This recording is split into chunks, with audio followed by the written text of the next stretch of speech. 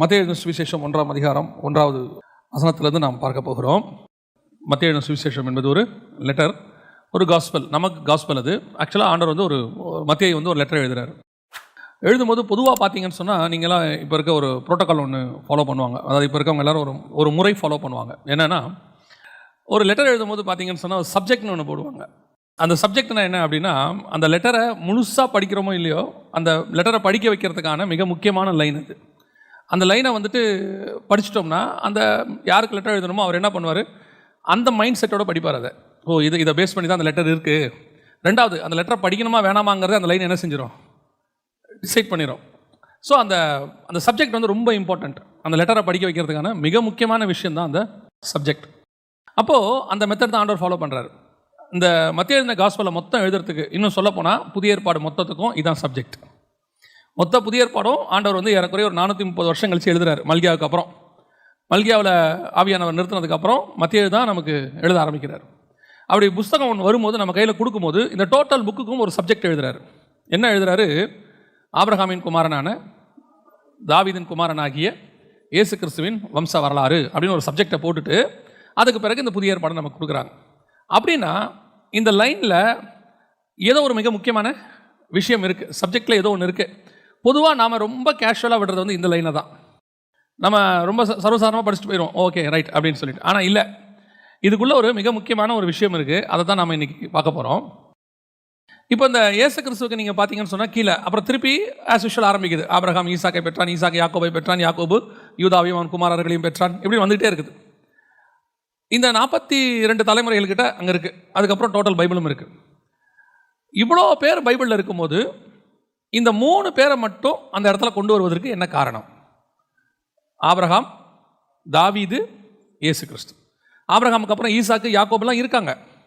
ஆனால் அங்கேருந்து நேராக ஜம்பாக எங்கே போகுது, தாவீதுக்கு போகுது. ஆபிரகாமுக்கு அப்புறம் ஏன் தாவீதுக்கு போனாங்க? நடுவில் எத்தனையோ மிக முக்கியமான நமக்கு ஃபேவரட்டான ஹீரோஸ் எத்தனையோ பேர் இருக்காங்க. மோசே இருக்கார். மோசேயை போல தேவனை முகமுகமாய் தரிசித்தவன் ஒருவனும் இல்லை. அப்போ நடுவில் யோசுவா இருக்கிறாரு, எவ்வளோ பேர் இருக்கிறாங்க. ஆனால் அங்கேருந்து நேராக தாவீதுக்கு போகுது. சரி, ஆபிரகாமுக்கும் தாவீதுக்கும் என்ன கனெக்ஷன் அப்படின்னு எடுத்துக்கிட்டிங்கன்னா, ஒருவேளை யூதர்கள் அப்படின்னு பார்த்தீங்கன்னா ஆபிரகாம் யூதன் கிடையாது.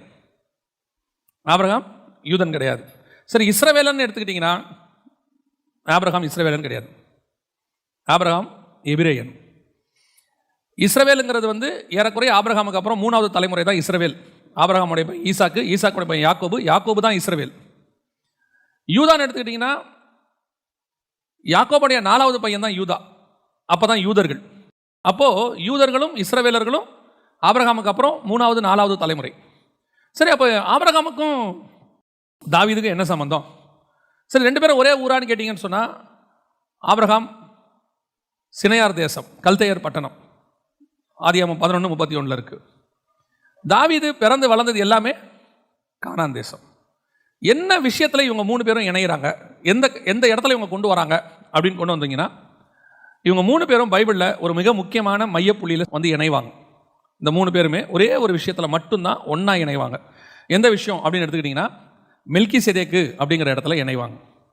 ஆபிரகாம் தான் பழைய ஏற்பாட்டில் மெல்கிசேதேக்கை பார்த்தவர். 14ஆம் அதிகாரம் ஆதியாகமத்தின் புஸ்தகத்தில் அவர் மெல்கிசேதேக்கை சந்திக்கிறார். அதற்கு பிறகு மெல்கிசேதேக்கை டோட்டல் பைபிளையும் பேசுகிற ஒரே ஒரு ஆள் யார் அப்படின்னு கேட்டிங்கன்னா தாவீது மட்டும்.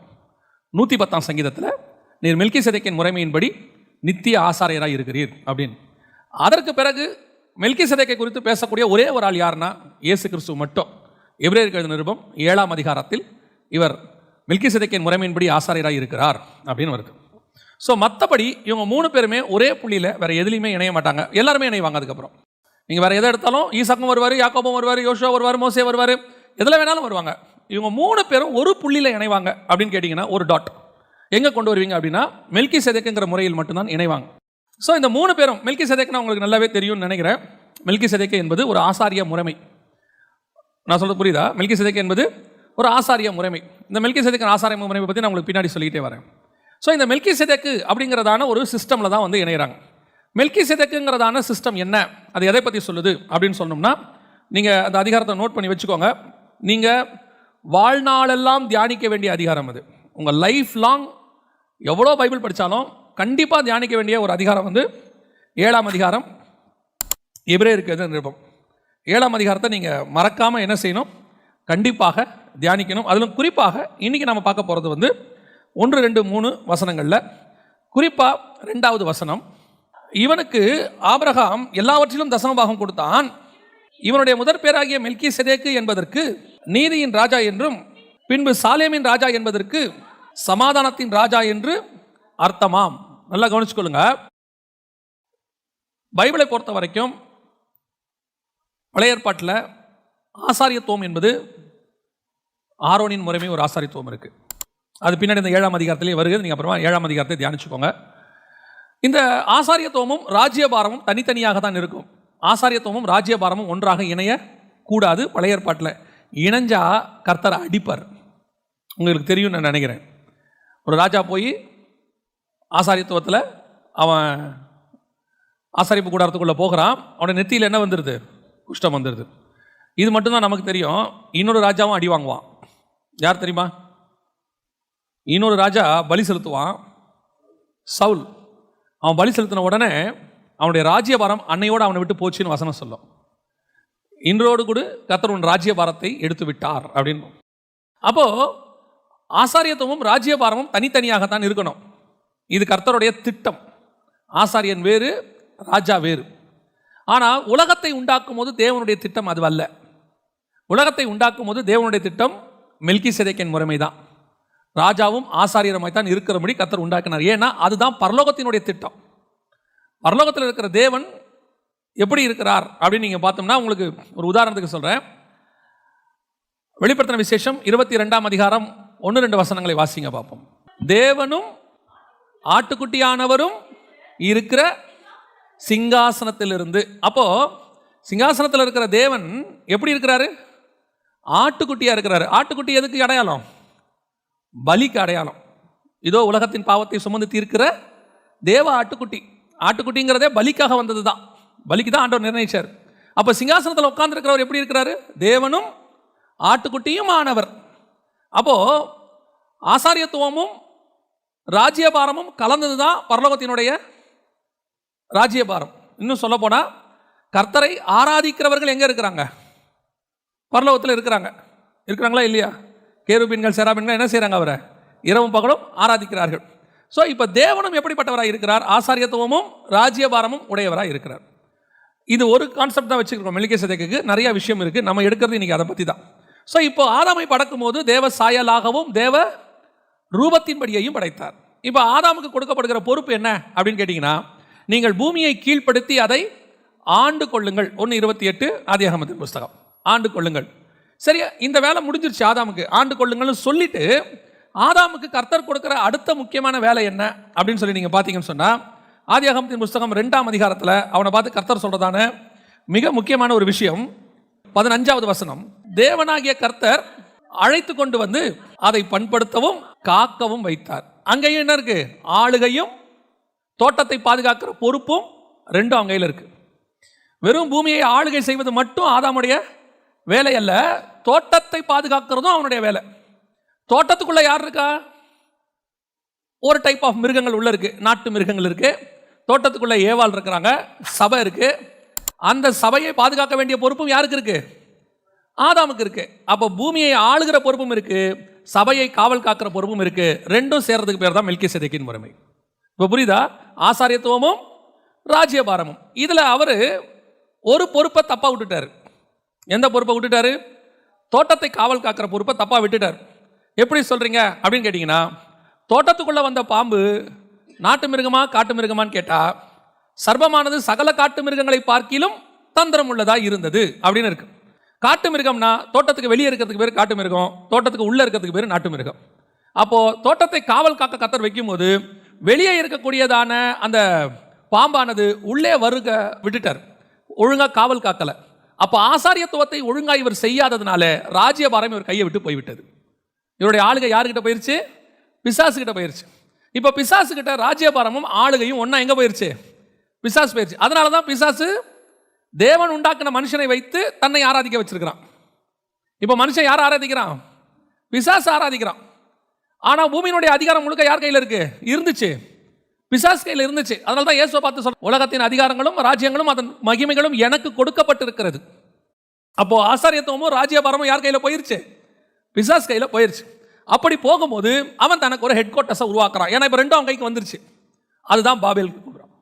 பாபேலில் தன்னோட ஹெட் குவார்ட்டர்ஸை உருவாக்கும் போது கர்த்தர் செய்கிறாரு, ஏதேனிலிருந்து நான் உண்டாக்கின மனுஷனுக்குள்ளாக இருந்து ஒருத்தனை கொண்டு வந்து நீ உனக்கு ராஜ்யபாரத்தையும் ஆசாரியத்துவத்தையும் உண்டாக்கும் போது நான் உனக்குள்ளிருந்து ஒருத்தனை கொண்டு வந்து ராஜ்யபாரத்தையும் ஆசாரியத்துவத்தையும் உண்டாக்குவேன், மீண்டும் மீட்டெடுப்பேன். அதான் ஆபிரகாமை அதே பாபிலோனுக்குள்ளிருந்து கர்த்தர் அழைத்து கொண்டு வருகிறார்.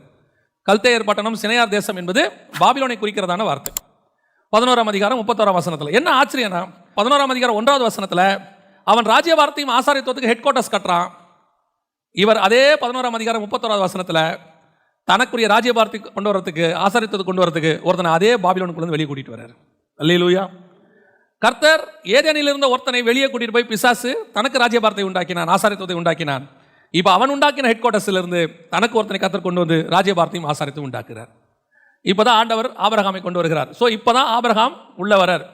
இப்போதான் நம்மளுடைய மெசேஜினுடைய மைய பாயிண்ட்டுக்கு வரும். Very important. ஸோ இப்போ ஆபிரகாம் கையில் மிக முக்கியமான பொறுப்பு கொடுக்கப்படுகிறது. கவனிச்சுக்கொள்ளுங்க, ஆபிரகாம் கையில் மிக முக்கியமான பொறுப்பு கொடுக்கப்படுகிறது. என்ன பொறுப்பு கொடுக்கப்படுகிறது அப்படின்னு கேட்டால், ஒரு மிகப்பெரியதான இழந்து போன சாம்ராஜ்யத்தையும் ஆசாரியத்துவத்தையும் மீட்டெடுக்கிற பொறுப்பு ஆபிரகாம் கையில் கொடுக்கப்படுகிறது. இப்போ ஆபிரகாம் அழைக்கும் போது பூமி 2000 வருஷம் முடிஞ்சிருச்சு. ஆதாம்லேருந்து ஆபிரகாம் வரைக்கும் 2000 இயர்ஸ். நோவா ஜலப்பிரளயம் வரும்போது 1700வது வருஷம், 1650லேருந்து 700வது வருஷத்துக்குள்ள.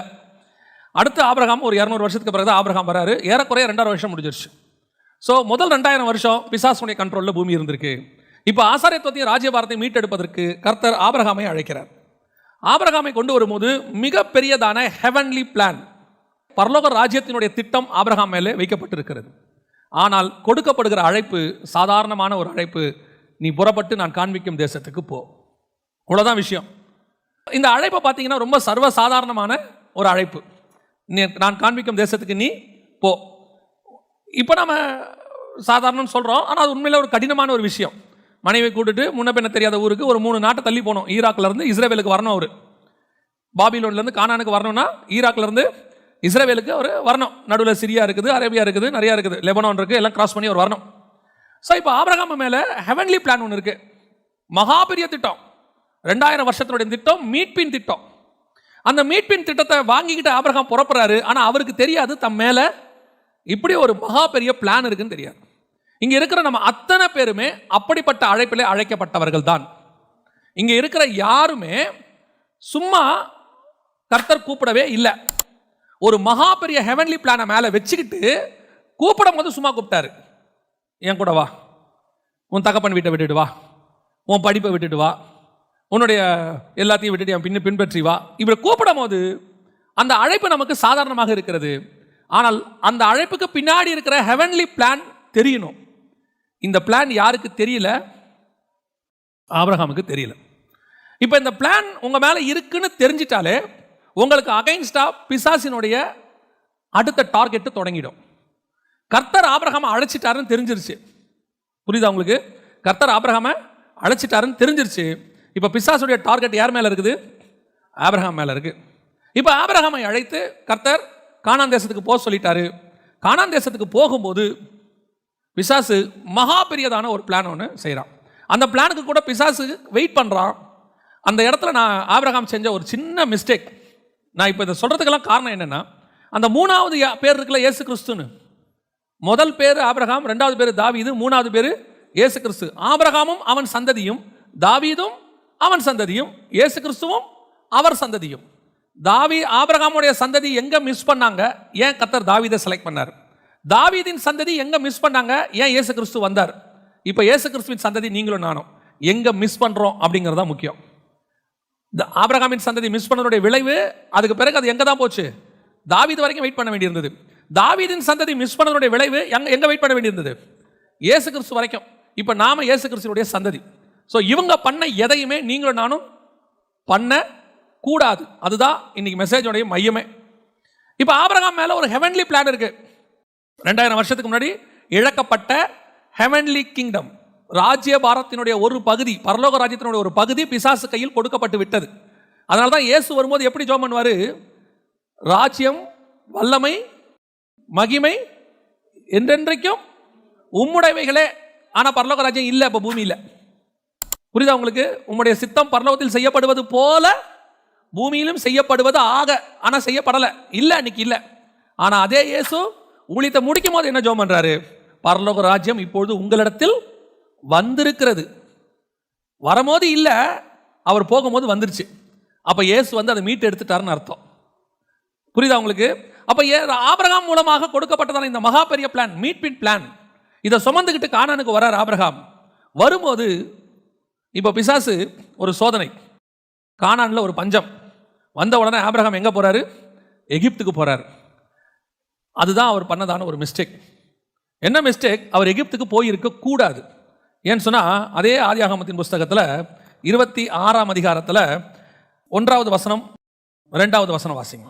ஆபிரகாமின் நாட்களில் உண்டான பஞ்சத்தை அல்லாமல் பின்னும் ஒரு பஞ்சம் தேசத்தில் உண்டாயிற்று. அப்பொழுது ஈசாக்கு பெலிஸ்தருக்கு ராஜாவாகிய அபிமெலேக்கின் இடத்தில் கேராருக்கு போனான். கர்த்தர் அவனுக்கு தரிசனமாகி, நீ எகிப்துக்கு போகாமல் நான் உனக்கு சொல்லும் தேசத்திலே குடியிரு. இதுதான் மேட்டர். எகிப்துக்கு போக கூடாது. ஆபிரகாம் செய்த ஒரு மிகப்பெரிய தப்பு எகிப்துக்கு போனது. மேப் படி பார்த்தீங்கன்னாலும் எகிப்து கீழ் நோக்கி போகும், ஆபிரகாமுடைய பிரயாணம் மேல் நோக்கி இருக்கும். ஆபிரகாம் டுவர்ட்ஸ் டவுன்வர்ட்ஸ் போயிட்டார், கீழே போயிட்டார். எகிப்துக்கு போகக்கூடாது. எகிப்துக்கு போனதுனால என்ன நடந்துச்சு? எகிப்தில் என்ன நடந்துச்சு உங்க எல்லாருக்கும் தெரியும். என்ன நடந்துச்சு? பார்வோன் சாராளை தூக்கிட்டு போயிட்டாரு, அப்புறமா கொடுத்துட்டார்.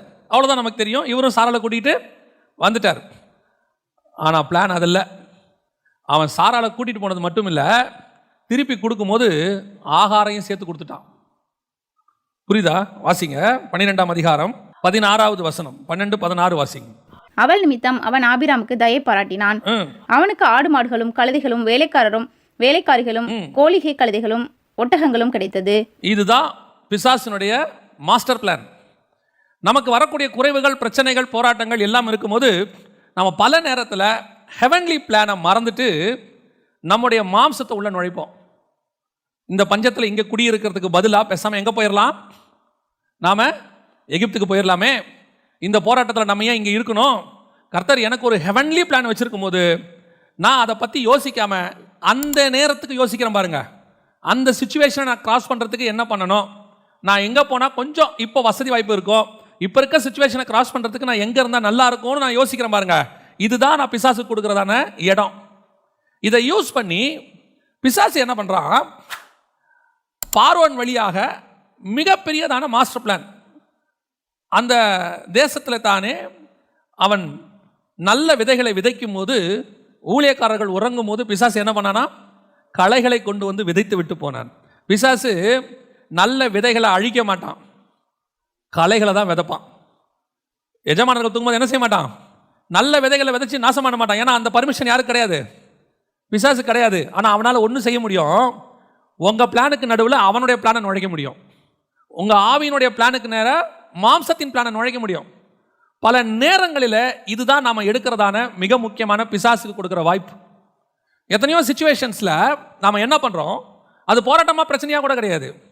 ஏதோ ஒரு சிச்சுவேஷன், நம்ம ஏன் இந்த இடத்துல ஒரு ஆல்டர்னேட்டிவ் யோசிக்கக்கூடாது? ஏன் இப்படி பண்ணக்கூடாது? ஏன் நான் ஆபிரகாம் கர்த்தருடைய அழைப்பை பெற்றவன்? இதுதான் பெரிய பிரச்சனையே. நிறைய ஊழியக்காரர்களுடைய வீழ்ச்சி எங்கே இருக்குது அப்படின்னா, நான் எப்பவும் சொல்லுவேன், பிசாசு 2வது சோதனை செய்யும் போது என்ன பண்ணானா, இயேசு கிறிஸ்துவை எங்கே கொண்டு போய் நிற்க வச்சான்? தேவாலயத்தின் உப்பரிக்கையின் மேலே. உப்பரிக்கை மேலே வச்சுட்டு அவன் சொன்ன வார்த்தை என்ன? தாழ குதியும், உங்களை தாங்கிறதுக்கு யார் இருக்கா?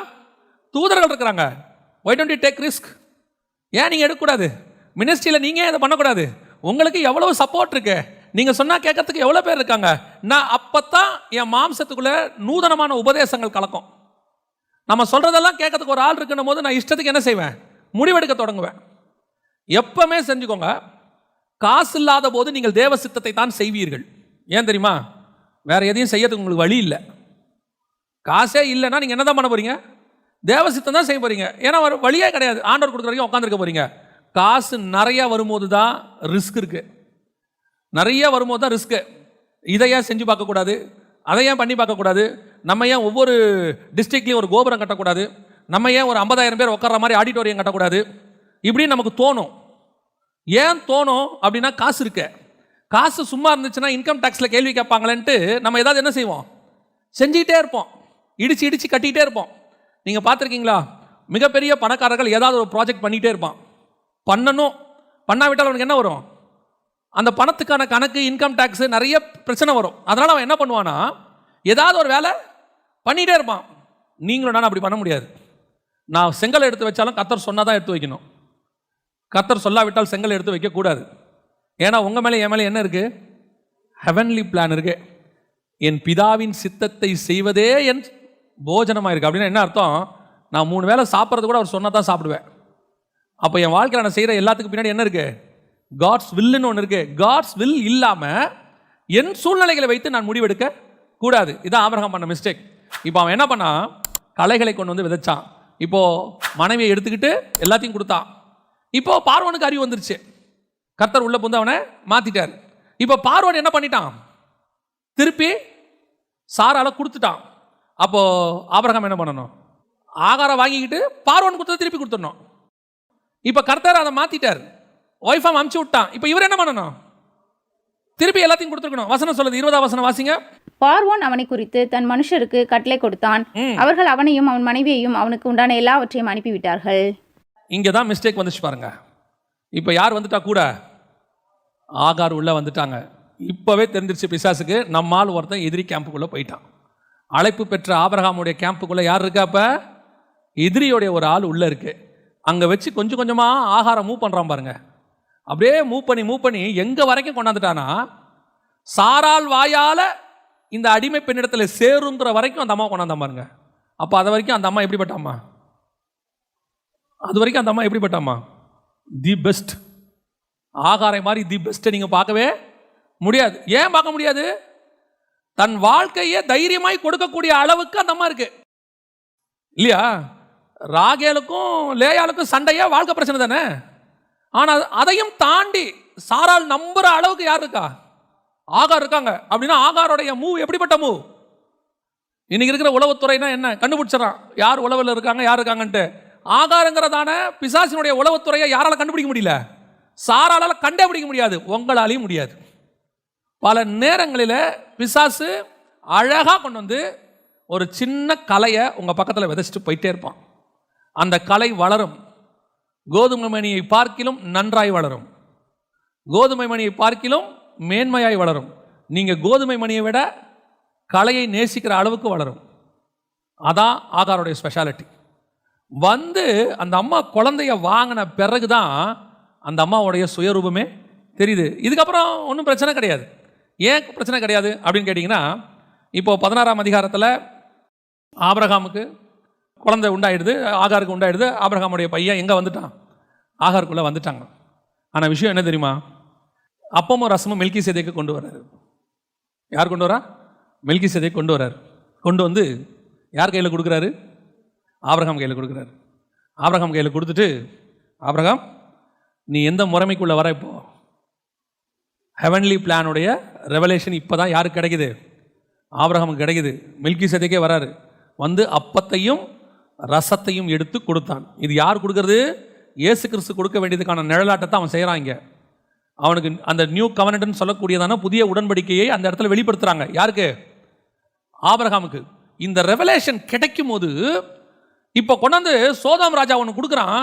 ஆபிரகாம் சொல்கிறான், உன்னதமான தேவனுடைய ஊழியக்காரன் கையில் நான் என்ன வாங்கியிருக்கிறேன், அப்பத்தையும் ரசத்தையும் வாங்கியிருக்கிறேன். இந்த வாங்கின அடுத்த நிமிஷம் சோதோம் ராஜா வந்து கொடுக்குறான், உனக்கு என்ன பொருள் வேணுமோ எடுத்துக்கோ, எது வேணுமோ எடுத்துக்கோ. அடுத்த வார்த்தை ஆபிரகாம் சொன்னது, நீ என்னை ஐஸ்வர்யன் ஆக்கினேன் என்று சொல்லாதபடிக்கு உன் பாதரட்சையின் வாரை கூட தொடமாட்டேன். இப்போ கம்யூனியன் கையில் என் கையில் வந்துருச்சு. இனிமேட்டு கர்த்தர் எனக்கு கொடுக்கறத மட்டும்தான் தொடுவேன். சோதோமுதையோ அதனுடைய காரியங்கள் ஒன்றையும் நான் பூமிக்குரியதை என்ன செய்ய மாட்டேன், தொடமாட்டேன். ஏன்னா ஆபிரகாம் சொன்ன வார்த்தை, வானத்தையும் பூமியையும் உண்டாக்கின தேவன் என்னை ஐஸ்வர்யனாக்கி இருக்கிறார். அவரோட அர்த்தம் என்ன, கர்த்தர் எனக்கு நியமிச்சிருக்கிறாரு, அதை மட்டும்தான் நான் ஆசீர்வாதமாக நினைப்பேன், அதை மட்டும்தான் சுதந்திரிப்பேன், அதை மட்டும்தான் தொடுவேன், அது மட்டும்தான் என்னது, இது எதுவுமே என்னதில்லை.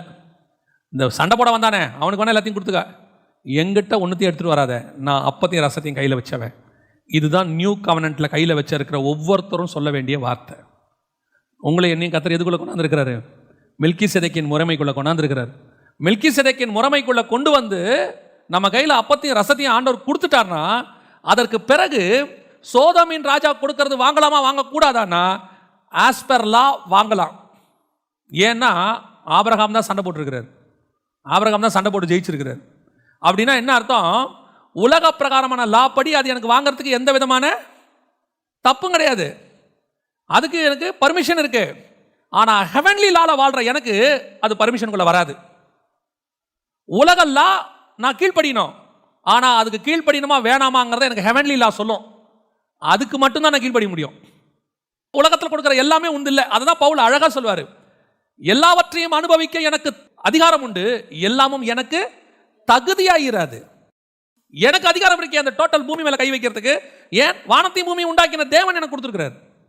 ஆனா எதை தொடணும், எதை தொடக்கூடாது, எதை சாப்பிடணும், எதை சாப்பிடக்கூடாது, எங்க போகணும், எங்க வரக்கூடாது, அத்தனையும் எனக்கு ஹெவன் பிளான் போட்டு வச்சிருக்கு. நான் ஹெவன்லி பிளான் குள்ள வாழ்றேன்.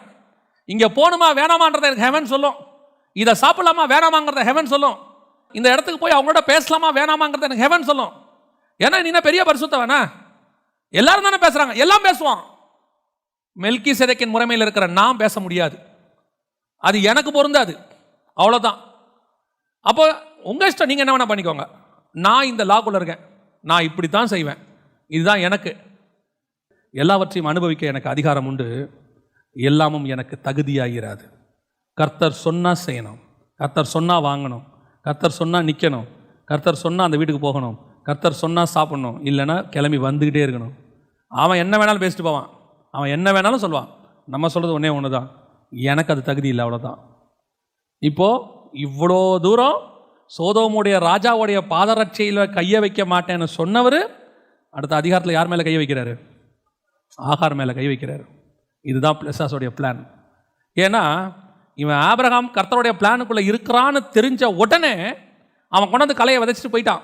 இது என்னைக்காவது நமக்கு என்ன ஆகும்? யூஸ் ஆகும் ஒரு நாள். இதுதான் பிசாசுடைய திட்டம். இப்போ பார்க்குறோம், ஆபிரகாம் கிட்ட தான் கர்த்தருடைய திட்டம் இருக்குது, கன்ஃபார்மாக தெரிஞ்சிருச்சு. ஏன்னா அப்பமும் ரசமும் யார்கிட்ட கொடுத்துட்டார் ஆண்டவர்? ஆபிரகாம் கிட்ட.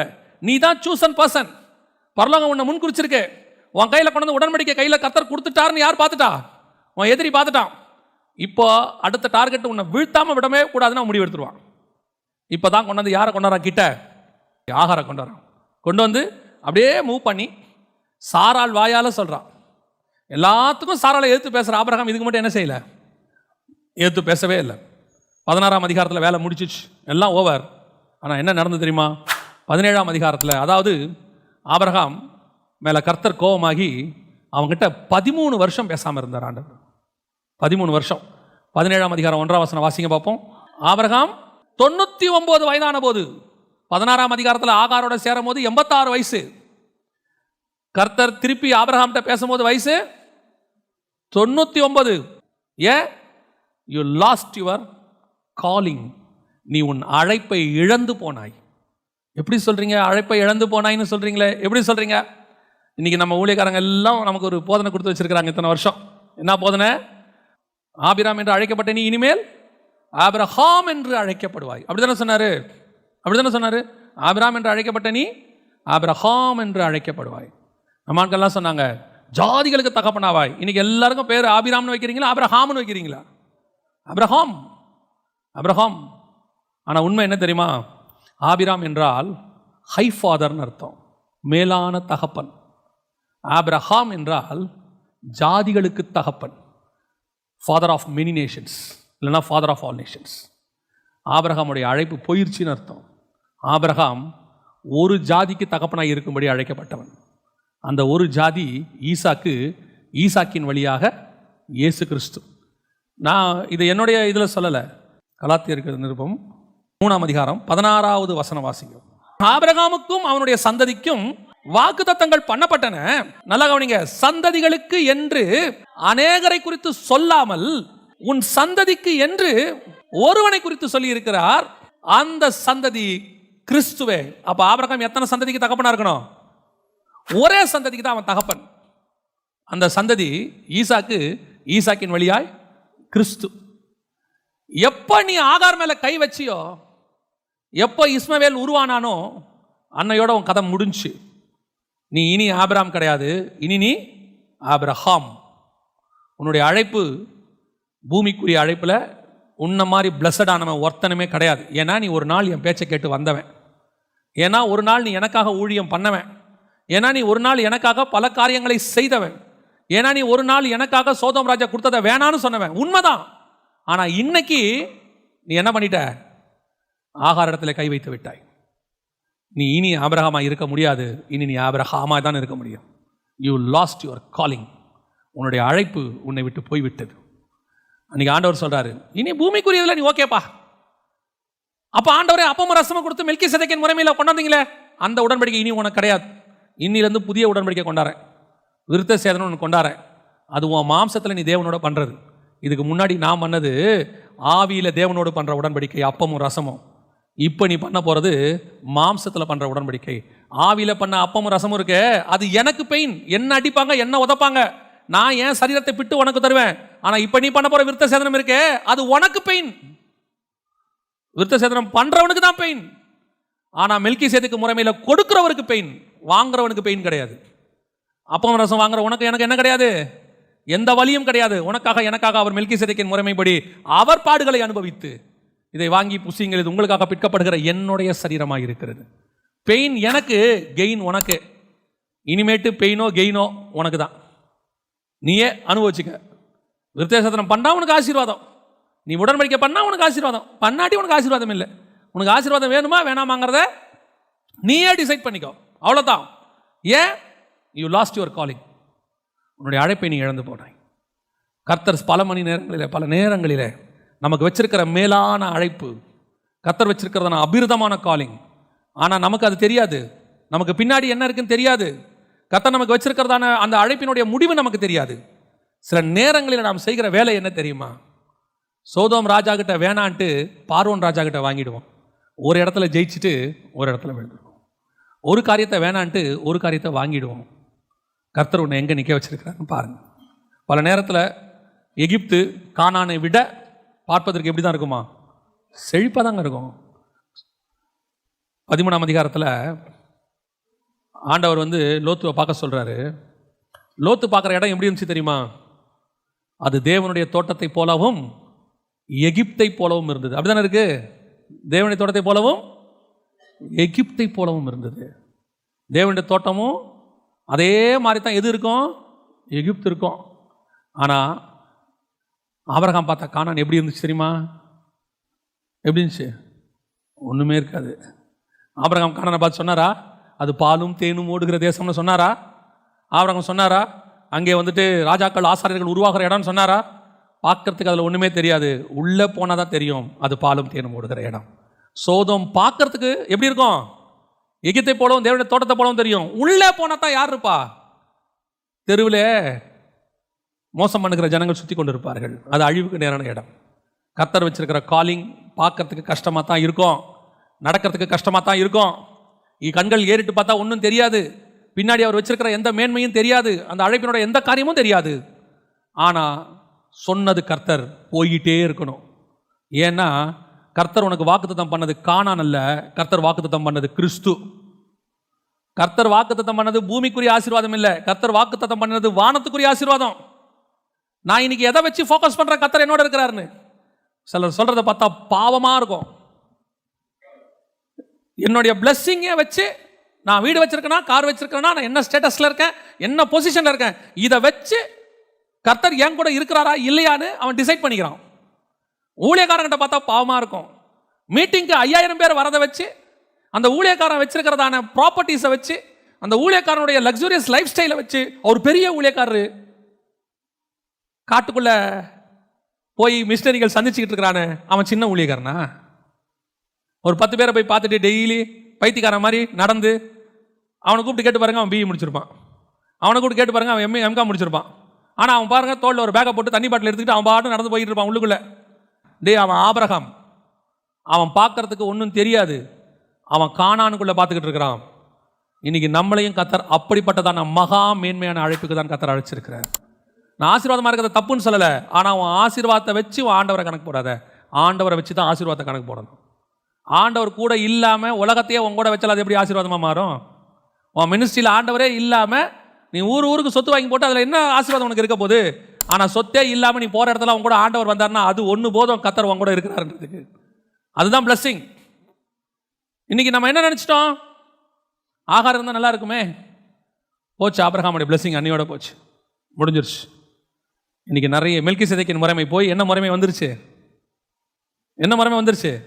மாம்ச முறைமை உள்ள நுழைஞ்சிருச்சு, நியாயப்பிரமாணம் வந்துருச்சு. நிறைய இப்போ ஆபிரகாமுக்கு என்ன, இந்த இந்த ஹெவன்லி பிளானே போச்சு. அவர் மேலே இருந்த மகா பெரிய திட்டமே அவரை விட்டு போயிருச்சு, முடிஞ்சிருச்சு.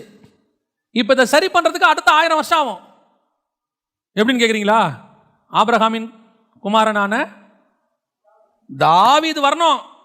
அவன் தான் விழுந்து போன தாவீதின் கூடாரத்தை எழுந்து கட்டணும். அவன் தான் எல்லாத்தையும் சரி பண்ணணும். அடுத்து சரி பண்ணுறதுக்கு எத்தனை வருஷம் ஆகும்? 1000 வருஷம் ஆகும்.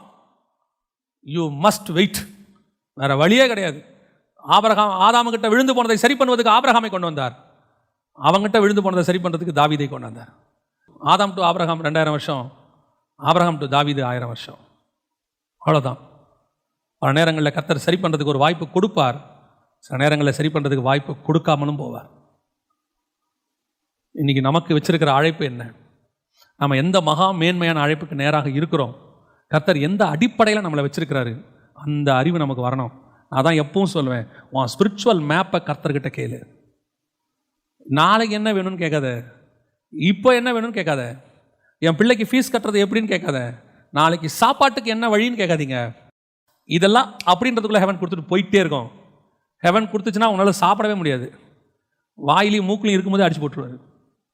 வெஜ்ஜு கேட்டால் வெஜ்ஜு, நான்வெஜ் கேட்டால் நான்வெஜ் கொடுப்பாரு. திங்க முடியாது உன்னாலே என்னாலே. எல்லாத்தையும் நல்ல நான்வெஜ்ஜை கொடுத்துட்டு வயிறை புண்ணாக்கி விட்டுருவார்.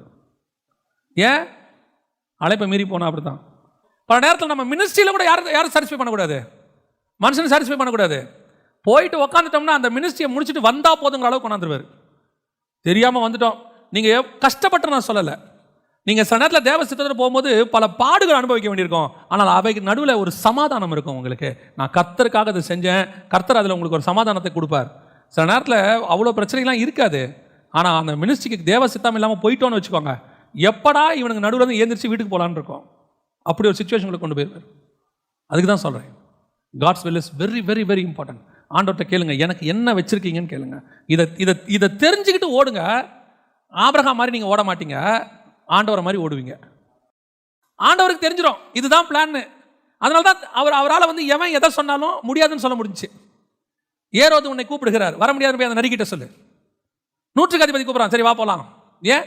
என் பிளான் எனக்கு தெரியும்பா, ஆண்டவர் காலையில் எனக்கு சொல்லிட்டாரு இங்கே போ இங்கே போகாதன்னு. நம்மளா இருந்தால் 100க்கு அதிபதிக்கு வர முடியாது என்று சொல்லு, ஏரோது இதோ வந்துட்டேன் என்று சொல்லு.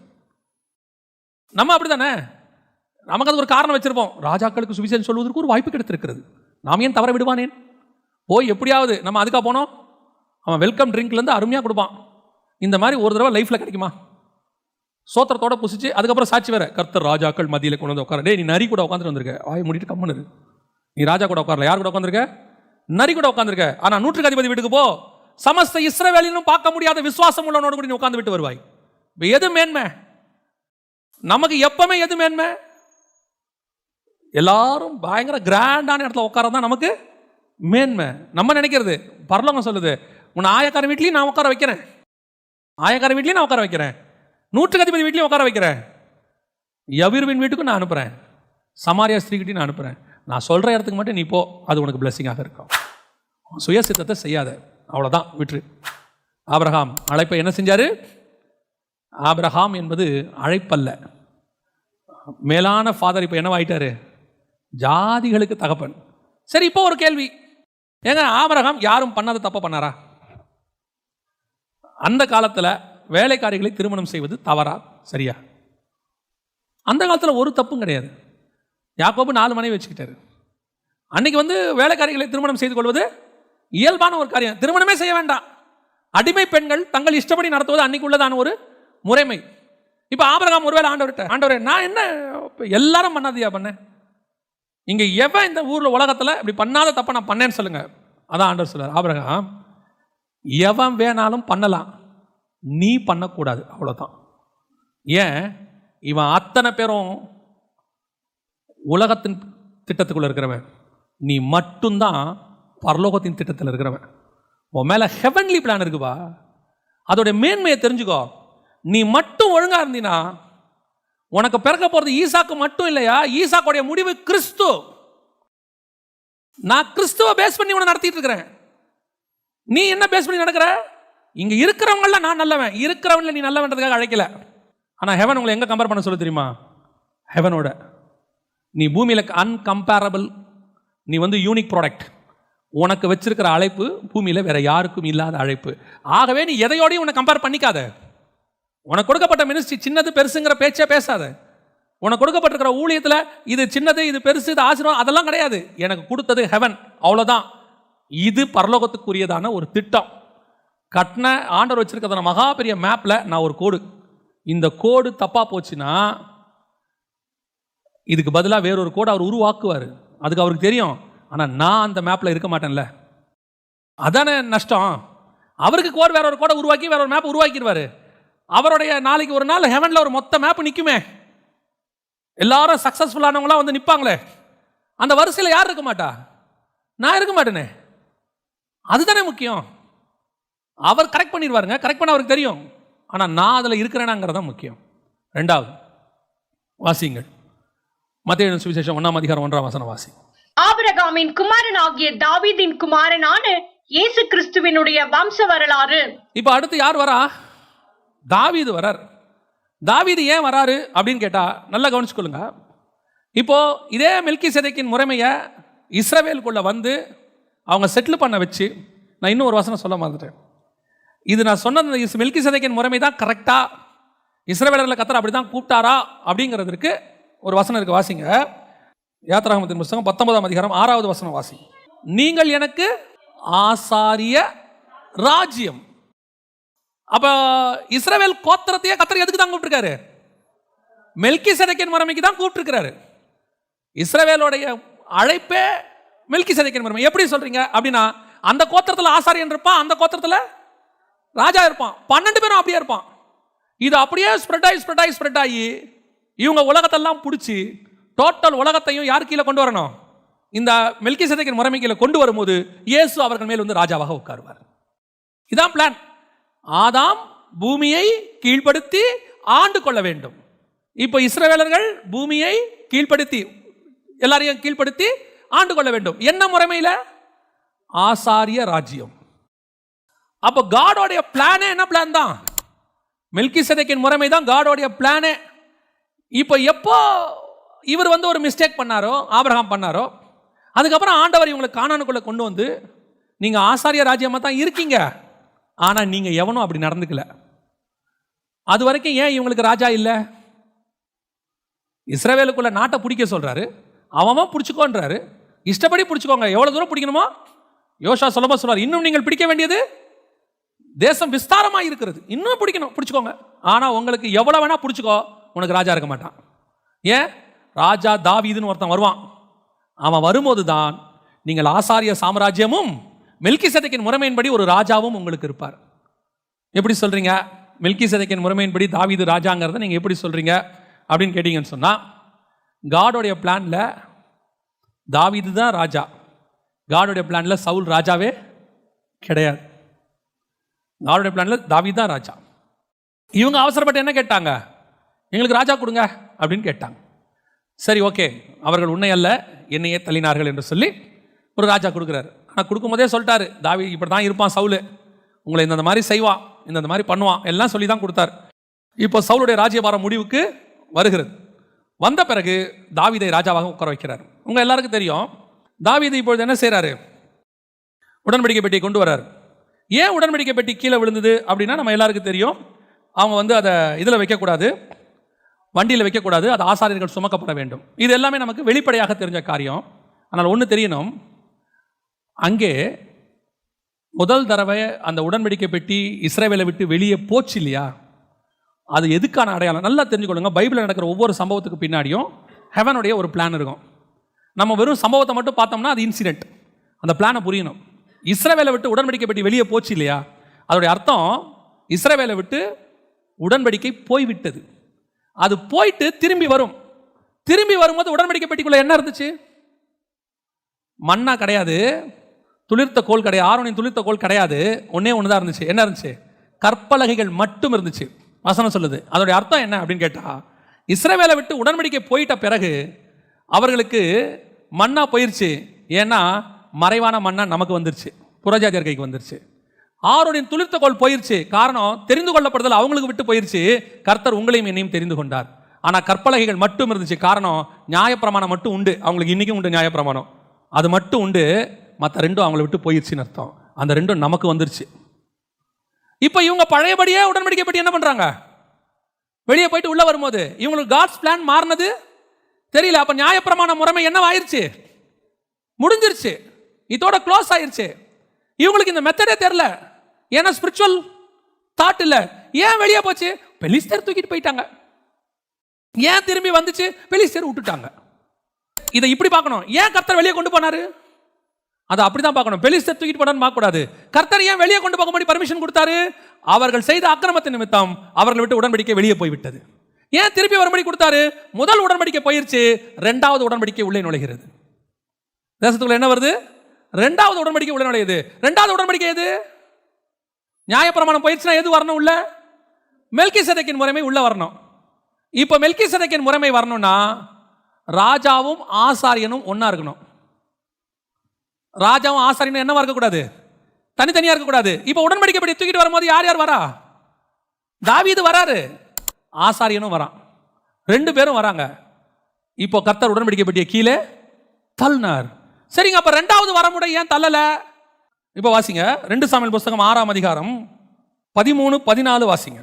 கர்த்தருடைய பெட்டியை சுமந்து போகிறவர்கள் 6 தப்படி நடந்த போது மாடுகளையும் கொழுத்த ஆட்டுக்கடாக்களையும் பலியிட்டான்.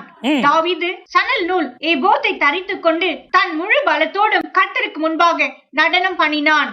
தாவீது சணல் நூல் ஏபோத்தை தரித்துக் கொண்டு, இதுதான் ஃபர்ஸ்ட் டைம் அவன் செய்யாதது. உடன்படிக்கை பெட்டி ஏன் கீழே விழுந்துச்சு? இரண்டாவது உடன்படிக்கை உள்ளே வரும்போது மெல்கிசேதேக்கின் முறைமையின்படி உள்ளே வர வேண்டும். ராஜாவே தான் ஆசாரியனாகவும் இருக்கணும். முதல் தடவை உடன்படிக்கை பெட்டி உள்ள வந்தபோது ஃபர்ஸ்ட் மோசே கொண்டு வரும்போது ராஜா வேறு, ஆசாரியன் வேறு. எப்போ தேசத்தை விட்டு பெட்டி வெளியே போயிருச்சோ, எப்போ உடன்படிக்கை இஸ்ரவேலை விட்டு போயிருச்சோ, அதோடு கூட நியாயப்பிரமாணம் முடிவுக்கு வந்து விட்டது. ஆரோனின் முறைமை முடிஞ்சிருச்சு. திருப்பி உள்ளே வரும்போது மெல்கிசேதேக்கின் முறைமை தான் வரும். மெல்கிசேதேக்கின் முறைமையின்படி வரும்போது ராஜாவே தான் என்ன இருக்கணும்? ஆசாரியனாகவும் இருக்கணும். இப்ப தாவீது எப்படி வராரு? சணல் நூல் ஏபோத் தரித்துக் கொண்டு. இந்த சணல் நூல் ஏபோத்தை யார் தான் போடணும்? ஆசாரியன் தான் போடணும். ஆனா இங்க யார் போடுறா? ராஜா போறாரு. இதுதான் மெல்கிசேதேக்கின் முறைமை. உடன்படிக்கை முடிஞ்சிருச்சு, ஆரோனின் முறைமை முடிஞ்சிட்டு மெல்கிசேதேக்கின் முறைமை உள்ளே வர தொடங்கி விட்டது. இப்போ இதே ரோட்ல தான், சேம் ரோடு, இதே ரோட்ல தான் அடுத்த 1000 வருஷம் கழிச்சு இயேசு கிறிஸ்து ராஜாவும் ஆசாரியனுமாய் கழுதை மேல உள்ளே வர்றார். அதே எருசலேமுக்குள்ள வர்றார். கழுதை மேல வரும்போது இயேசுவை என்ன சொன்னாங்க எல்லாரும்? இஸ்ரவேலுக்கு ராஜா வருகிறார். ஆனா வர்றவர் எப்படி வராரு? அடிக்கப்படுகிற ஆட்டுக்குட்டியாக உள்ளே வருகிறார். ஆசாரியனாக வருகிறார். பலி செலுத்த போற பிரதான ஆசாரியனும் அவரே, பலியான பொருளும் அவரே. அப்ப ஆசாரியனும் ராஜாவுமாக இயேசு கழுதின் மேல உள்ள வராரு. எந்த நகரத்துல, எந்த எருசலேமுக்குள்ள, எந்த ரோட்ல தாவீது வந்தானோ the same road இயேசு 1000 வருஷம் கழிச்சு வராரு. அதுதான் மெல்கிசேதேக்கின் முறைமையின்படி உள்ளே நுழைவது. இப்ப தாவீது மெல்கிசேதேக்கின் முறைமைப்படி கர்த்தருடைய பிளான் படி எல்லாம் செஞ்சிட்டாரு. எக்ஸாக்ட்லி. இப்ப தாவீது இந்த முறைமையில எங்க மிஸ்டேக் பண்றாரு? அதான் ஏன் இயேசு கிறிஸ்து வரைக்கும் இது போச்சு. தாவீது எங்க மிஸ்டேக் பண்றாரு? அதை தான் நம்ம இப்ப பார்க்க போறோம். எந்த இடத்துல இந்த ப்ராப்ளம் வருது? ராஜாவும் ஆசாரியனுமா தாவீது உள்ளே வராரு. அந்த இடத்துல இயேசுக்கு நடந்தது எல்லாம் அவருக்கு நடக்குது. அவர் வஸ்திரத்தை கலைஞ்சிருந்தார், இயேசுவின் வஸ்திரத்தை கலைச்சிட்டாங்க. மீகா கேவலமா பேசினா, இஸ்ரவேல் ஜனங்கள் கேவலமா பேசினாங்க. அங்க மீகால் கர்ப்பம் அடைக்கப்பட்டது. இஸ்ரவேல் அணையோடு கூட உடன்படிக்கை முடிவுக்கு வந்தது. அதற்கு பதிலாக பத்சேபால், பாவம் செய்த பத்சேபால் செலக்ட் பண்ணப்பட்டால், அதுக்கு பதிலாக புறஜாதியர் நாம் அதுக்கு செலக்ட் பண்ணப்பட்டோம். எல்லாம் அப்படியே கரெக்டாக இருக்கும், பர்ஃபெக்டாக இருக்கும். இது போட்டோம். இந்த மெல்கிசேதேக்கின் முறைமையில் வந்துகிட்டே இருந்த தாவீது திடீர்னு ஒரு மிஸ்டேக் பண்ணாரு. என்ன பண்ணாரு? இப்போ தாவீதோடையது ஒரு பார்ட் தான் அவருடைய வேலை. இப்போ வாசிங்க எபிரேயர் 7ஆம் அதிகாரம் 2ஆம் வசனம் வாசிங்க. இவனுக்கு ஆபிரகாம் எல்லாவற்றிலும் தசம பாகம் கொடுத்தான். இவனுடைய முதற் பேராகிய மெல்கிசேதேக்கு என்பதற்கு நீதியின் ராஜா என்றும், பின்பு சாலேமின் ராஜா என்பதற்கு சமாதானத்தின் ராஜா என்றும் அர்த்தமாம். இது ரெண்டும் சேர்ந்ததுதான் மெல்கிசேதேக்கு. சரியா? தாவீது நீதியின் ராஜா தான், சமாதானத்தின் ராஜா கிடையாது. அவன் காலத்தில் தேசம் எப்படி இருந்தது? ஆண்டவர் என்ன சொல்றார் அவனை பார்த்து? ரத்தம் சிந்தி இருக்கிற அதிகமாக, ரத்தம் கரைந்த கைகள் உன்னுடையது. ஸோ அவன் நீதியின் ராஜா. அவன் பண்ண யுத்தம் எல்லாம் கரெக்ட். அவன் யுத்தம் பண்ணணும், அதான் பிளான். அவன் பண்ண யுத்தம்லாம் கர்த்தருடைய யுத்தம். கர்த்தர் என்ன சொன்னாரோ அதை செய்ய சொன்னார், பக்கா. ஆனால் இவன் நீதியின் ராஜாவாக தான் இருக்க முடியும். என்னவா இருக்க முடியாது? சமாதானத்தின் ராஜாவாக இருக்க முடியாது. சமாதானத்தின் ராஜா யாருன்னா சாலமோன். சாலமோன் தான் சமாதானத்தின் ராஜா. அவன் காலத்தில் தேசம் எப்படி இருந்தது? 40 வருஷம் அமைதலாக இருந்தது. தேசம் சமாதானமாக இருந்தது. ஒரு சண்டை கூட கிடையாது. சாலமோன் சண்டை போட்டான் எங்கேயாவது இருக்குதா? ஒரு இடத்துல இருக்காது. காரணம், மெல்கிசேதேக்கின் முறைமையில் அடுத்த பார்ட் அவன். இவன் நீதியின் ராஜா. சாலமோனுக்கு ஒரு பேர் இருக்கு. இன்னொரு பேர் தெரியுமா உங்களுக்கு? எதிதியா அப்படின்னா யெகோவாவின் மகன். நல்லா கவனிச்சிங்கன்னா கர்த்தருடைய மகன் அவன். இயேசு கிறிஸ்து யாருடைய பையன்? தேவனுடைய குமாரன். அவன் ஆக்சுவலாக அதான் ஒரு பிளான். இது ரெண்டும் சேர்ந்தது தான் இயேசு கிறிஸ்து. இவன் யுத்தம் பண்ணி முடிச்சு தேசத்தை சுற்றி சமாதானமாக்கி கொடுக்கணும். வந்து யார் வந்து ஆட்சி செய்வா? சாலமோன் வந்து ஆட்சி செய்வான். இப்போ இயேசு கிறிஸ்து வந்து உடன்படிக்கையை உறுதிப்படுத்தி பாவத்தெல்லாம் நீக்கி பாவங்களை சுமந்து தீர்த்தார். மரணம் ஜெயமாய் விழுங்கப்பட்டது, எல்லாம் முடிஞ்சாச்சு. அடுத்து இயேசு என்ன பண்ணணும்? 1000 வருடம் அரசாட்சி செய்யணும். 1000 வருஷம் பூமி எப்படி இருக்கும்? சமாதானமாக இருக்கும். நடுவில் ஏன் நீங்களும் நானும் வந்தோம்? நடுவில் யார் வந்துட்டா? நீங்கள் நாங்கள் வந்தோம். நீங்கள் நான் யார் தேவனுக்கு? நீங்களே தேவனுடைய ஆலயமாக இருக்கிறீர்கள். இப்போ இயேசு கிறிஸ்துவின் மரணத்துக்கும் 1000 வருஷம் அரசாட்சிக்கு நடுவில் என்ன வந்திருக்குது? ஒரு ஆலயம் வந்திருக்கா? தாவீதுக்கும் சாலமோனுக்கும் நடுவில் என்ன வந்துச்சு? ஒரு ஆலயம் வந்துச்சு உள்ள. அந்த ஆலயம் வரக்கூடாது. ஏன்னா காடோடைய பிளான்ல என்ன கிடையாது? ஆலயமே கிடையாது. காடோடைய பிளான்ல கூடாரம் தான். காட் ஆலயமே கட்ட சொல்ல அவரே கேட்குறாரு, எந்த கோத்திரத்திலாவது யாருக்கிட்டையாவது ஒரு ஆலயம் கட்ட சொல்லி கேட்டானா? ஏன்னா கூடாரத்துக்கு பின்னாடி ஹெவன்லி மேப் இருக்கு. கூடாரத்துக்கு பின்னாடி ஹெவன்லி மேப். என்ன ஹெவன்லி மேப்? வாசிங்க. வெளிப்படுத்தின விசேஷம் 15ஆம் அதிகாரம் 5வது வசனம் வாசிங்க. இவைகளுக்கு பின்பு நான் பார்த்தபோது இதோ பரலோகத்திலே சாட்சியின் கூடாரமாகிய ஆலயம் திறக்கப்பட்டது. சாட்சியின் கூடாரமாகிய ஆலயம் திறக்கப்பட்டது. அப்ப கர்த்தருடைய ஆலயம் என்பது எது? கூடாரம் தான். God's plan. காடோடைய பிளான்ல அஸ்திவாரம் போட்ட ஆலயமே கிடையாது. ஏன்னா அந்த கூடாரத்துக்கு பின்னாடி கர்த்தருக்கு பயங்கரமான ஹெவன்லி பிளான் இருக்கு. கூடாரமும் நோவாவுடைய கன்ஸ்ட்ரக்ஷனும் ஆசாரிப்பு கூடார கன்ஸ்ட்ரக்ஷனும் நெகேமியாவுடைய கன்ஸ்ட்ரக்ஷனும் நானும் ஒன்றா வருவோம். நான் சொல்றது புரியுதா? நோவா கன்ஸ்ட்ரக்ஷன், ஆசாரிப்பு கூடாரம், நெகேமியாவுடைய அலங்கம், புதிய ஏற்பாட்டு சபை, இது நாலும் ஒரே கன்ஸ்ட்ரக்ஷன். நீங்கள் எப்படி எடுத்துக்கிட்டாலும் இது ஒரே மாதிரி தான் இருக்கும். நோவாவுக்கும் 300 முழ நீளம் தான், ஆசாரிப்பு கூடாரமும் 300 முழ நீளம் தான். நீங்கள் எப்படி எடுத்துக்கிட்டாலும் இந்த நாலும் ஒன்றா தான் இருக்கும். அது வேற மெசேஜ், அதை விட்டுருங்க. அப்போ இந்த நாலும் சேர்ந்தது காடோடைய பிளான். இதுக்கு நடுவில் எதை கொண்டாடுறாரு தாவீது? ஆலயத்தை கொண்டாடுறாரு. மெல்கிசேதேக்கின் முறைமையில் கைகளால் கட்டப்பட்ட ஆலயமே கிடையாது. மெல்கிசேதேக்கின் முறைமையில் கூடாரமாகிய ஆலயம் தான் இருக்கு. இப்போ என்ன பண்ணிவிட்டார் உள்ள தாவீது? சாப்பிட்டு சும்மா இருக்க முடியல அவரால். அப்பதான் யோசித்தார். அதை சாப்பிட்டு சும்மா இருக்கும் போது தானே யோசித்தாரு. சண்டை போட்டிருக்கிற யோசிக்கவே இல்லை. இதெல்லாம் அவர் சண்டைலாம் முடிஞ்சு போச்சு, என்ன பண்ணுறதுன்னு தெரில, இப்படி யோசிக்கிறாரு. எப்பவுமே சரி, சும்மா இருக்கிறது இருக்கிறதுல ரொம்ப கஷ்டமான வேலை தெரியுமா உங்களுக்கு? சிலர்லாம் சொல்லுவாங்க, என்ன நீ சும்மாவே இருக்கிறேன்னு. சும்மா இருக்கிறது எவ்வளோ கஷ்டம் தெரியுமா? சும்மா இருந்தோம்னா தப்பு செய்வோம். உப்பரிக்கை மேலே சும்மா இருந்தோம்னா என்ன செய்வோம்? தப்பு செய்வோம். நேபுகாத்நேச்சார் உப்பரிக்கையில் சும்மா சுற்றினார்னா என்ன பண்ணுவார்? நான் கட்டிய மகாபாபிலோனும்பார். சும்மா இருந்தால் ரொம்ப எப்பவுமே தப்பு நடக்கும். இப்போ இவர் பண்ணுறாரு, ஏன் நம்ம மட்டும் இதில் இருக்கோம்? ஆண்டவர் ஒரு ஆலயம் கட்டினா என்ன? இதுதான் தாவீது பண்ண மகா பெரிய மிஸ்டேக். நான் திருப்பியும் சொல்வேன், காட் ஒரு பிளானில் உங்களை நடத்திக்கிட்டே போகும்போது அந்த பிளானில் உங்கள் மாம்சத்தை ஒருபோதும் கலக்கக்கூடாது. உங்களுக்கு ஆண்டவருக்கே என்ன செய்யலான்னு என்ன இருக்கும்? ஆண்டவருக்கு அப்படி செய்யலாம், ஆண்டவருக்கு இப்படி செய்யலாம். இருக்கிறதுலே ரொம்ப கஷ்டம் என்ன தெரியுமா? உங்களுக்கு ரொம்ப அறிவு இருந்து, நான் சொல்றது புரியுதா? உங்களுக்கு ரொம்ப அறிவு இருந்து ஆண்டவர் சொல்றது அதை விட கம்மியாக தெரிஞ்சு என்ன இதை போய் மோசையை கூப்பிட்டு ஒரு ஆசாரிப்பு கூடாரம் கட்டின மோசே, ஒரு 300 முழ நீளம். நான் ராமசேஸ்க்கு ஊரே கட்டினவன். யாரு? மோசே. எகிப்தின்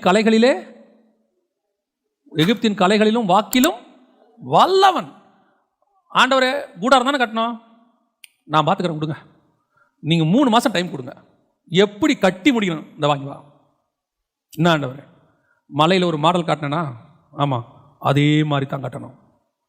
திருப்பி 2வது தடவை, மோசே நான் ஒரு பிளான் காட்டினேன்னா அதே மாதிரி கட்டுவதற்கு எச்சரிக்கையாயிரு. 3வது தடவை, மோசே நான் ஒன்று காட்டினேன்னா அதை மட்டும் கட்டுறதுக்கு எச்சரிக்கையாயிரு. ஏன்? நீங்கள் இப்போ கூட ஒரு பெரிய இன்ஜினியரை கூப்பிட்டு நான் சொல்கிறேன் அதே மாதிரி கட்டுங்க, ஃபஸ்ட் டைம் முத்துப்பான், சரி சார் கட்டிடலாம். 2வது தடவை நான் சொல்கிறேன், சார் நான் எத்தனை கூடாரம் கட்டிருக்கேன் தெரியுமா? 3வது தடவை கூப்பிட்டு நான் காட்டையோ போய என்னமோ ஒரு பெருசாக கட்ட வந்துட்டார் ஒரு கூடாரம். கோவம் வருமா வராதா? ஏன் தெரியுமா? மோசே நீ கட்டின ராமசேஸுக்கு வீடு இருக்குது, நீ கட்டின அரண்மனைகள் இருக்கு, நீ கட்டின ஊர் இருக்கு, அதெல்லாம் அழிந்து போகிறதான உலக பிரகாரமான பிளான். நான் உனக்கு கொடுக்குற ஆசாரிப்பு கூடாரம் இருக்கு, அது பரலோகத்தில் காணப்பட வேண்டிய ஆசாரிப்பு கூடாரத்தினுடைய பிளான்.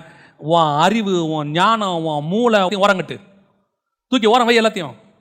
நான் உனக்கு என்ன சொல்லுகிறனோ அதன்படி செய்வதற்கு நீ எச்சரிக்கையாயிரு. உங்கள் மேலே என் மேலே இருக்க பிளான் இருக்க, இது சர்வ வல்லமை உள்ளவருடைய பிளான், ஹெவனுடைய கிங்கோடைய பிளான். அவர் கோபமாக பார்த்தாருன்னா எரிஞ்சிடும். பழைய ஏற்பாட்டில் முன்னாடி நிற்க முடியாது அவர்கிட்ட. அப்படிப்பட்டவருடைய பிளான்ல ஒரு பார்ட், நெகேமியாவுடைய அலங்கத்தில் ஒரு பார்ட் அந்த வீட்டுக்காரங்கிட்ட இருக்கும். உன் வீட்டுக்கு முன்னாடி இருக்கிறது நீ என்ன செய்ய? கட்டு. ஏங்க அந்த முன்னாடி இருக்கிறவனும் கட்டல, பின்னாடி இருக்கிற அதை பற்றி உனக்கு தேவையில்லை. நீ உனக்கு முன்னாடி இருக்கிறத கட்டு. நான் ஒவ்வொருத்தனையும் சொல்லி வச்சிருக்கிறேன் முன்னாடி இருக்கிறத எப்படி கட்டணும்னு. ஒரு நாள் கட்டி முடிக்கும் போது மொத்த அலங்கமும் ரெடியாக இருக்கும். ஏன்னா பிளான் என் கையில் இருக்கு. பிளான் யார் கையில் இருக்கு?